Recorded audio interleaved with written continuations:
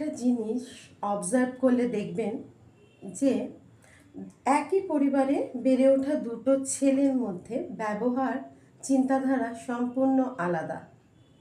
এটা কিন্তু হয়ে থাকে। তো এই প্রসঙ্গে একটা ছোট্ট গল্প বলি। এক ব্যক্তি ছিলেন, তিনি চূড়ান্ত রূপে মদ্যপ।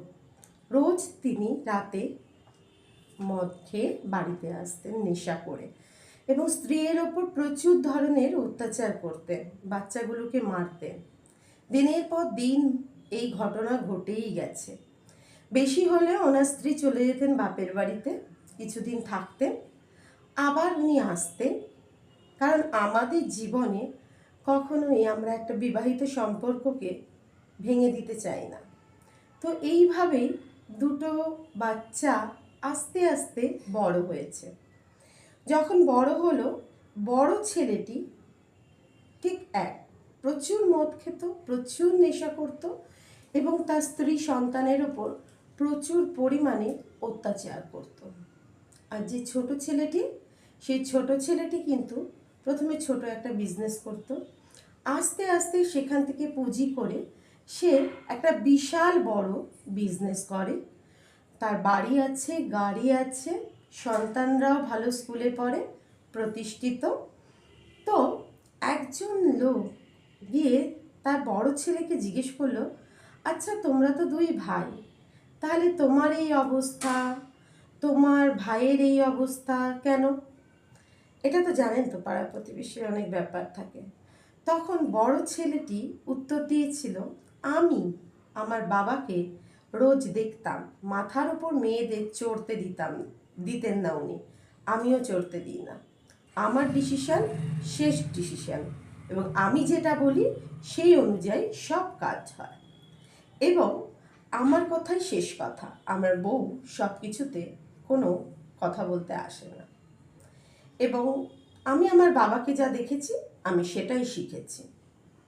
ঠিক ওই ভদ্রলোক কয়েকদিন পর ছোট ছেলেটির সঙ্গে দেখা করতে গেলেন এবং ছোট ছেলেটিকেও সেম কোয়েশ্চেন জিজ্ঞেস করলেন, আচ্ছা দুই ভাই আপনারা, তা আপনার বড় ভাই এরকম, ছোট ভাই এরকম কেন? তখন ছোট ছেলেটি বলেছিল যে দেখুন, আমি ছোটবেলা থেকে আমার বাবাকে দেখেছি, মায়ের ওপর অসম্ভব অত্যাচার করত এবং নানা রকমভাবে আমরাও অত্যাচারিত হতাম। তখনই আমি প্রতিজ্ঞা করেছিলাম যে জীবনে আমি আমার বাবার মতো হব না, আমাকে একজন আলাদা ব্যক্তি হতে হবে। আমি আমার বাবাকে অনুসরণ করিনি। তাহলে বোঝাতে পারলাম, মন মানসিকতা সবসময় এক রক্তের হলেই একরকম হবে তা কিন্তু নয়। মানুষ হিসেবে আমরা ভিন্ন ভিন্ন, একই ভাই বা বোন হতে পারি, কিন্তু কে কোন অ্যাঙ্গেল থেকে চিন্তা করছে, কোন জিনিসটা নেবে, সেটা সম্পূর্ণ ব্যক্তি বিশেষে ডিপেন্ড করে। তাই একই পরিবারে বেড়ে ওঠা দুই ভাই বা বোনের মধ্যে নেচার আলাদা হয়। তার কারণ তার চিন্তাধারা। যার পজিটিভ চিন্তা সে পজিটিভ দিকে এগোবে, যার নেগেটিভ চিন্তা সে কিন্তু সর্বদা নেগেটিভই থাকবে। সে তার বাবাকে দেখেছে বড় ছেলে, সে তার মতো হয়েছে, নেগেটিভ আচরণ। আর যে ছেলেটি হয়েছে একজন সফল ব্যবসায়ী, সে কিন্তু তার বাবাকে অনুসরণ করেনি, সে নিজেকে আলাদা ব্যক্তিতে পরিণত করেছে তার চিন্তাধারার মাধ্যমে, পজিটিভ চিন্তাধারার মাধ্যমে। তাই জীবনে যে ডিসিশনটা নেবেন পজিটিভভাবে নেবেন, দেখবেন যে জীবন আপনাকে সঠিক পথ দেখিয়ে দিচ্ছে, আপনাকে একটা আলাদা জায়গায় নিয়ে যাচ্ছে। তাই মানুষের চিন্তা কিন্তু মানুষকে তৈরি করে। বোঝাতে পারলাম?